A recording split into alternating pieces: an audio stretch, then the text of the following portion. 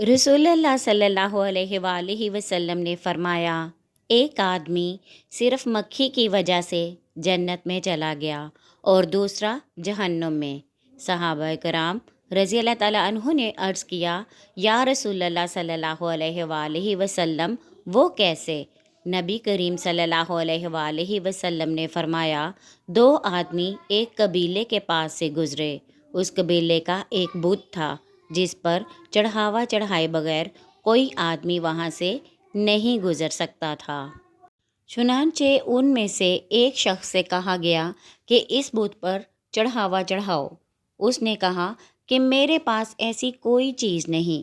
कबीले के लोगों ने कहा, तुम्हें चढ़ावा ज़रूर चढ़ाना होगा, ख्वाह मक्खी ही पकड़ कर चढ़ाओ।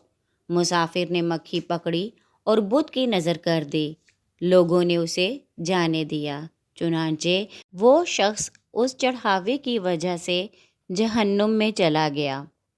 कबीले के लोगों ने दूसरे आदमी से कहा, तुम भी कोई चीज़ बुत की नज़र करो। उसने कहा, मैं अल्लाह ताला अज़्ज़ो जल के अलावा वो किसी दूसरे के नाम का चढ़ावा नहीं चढ़ाऊँगा।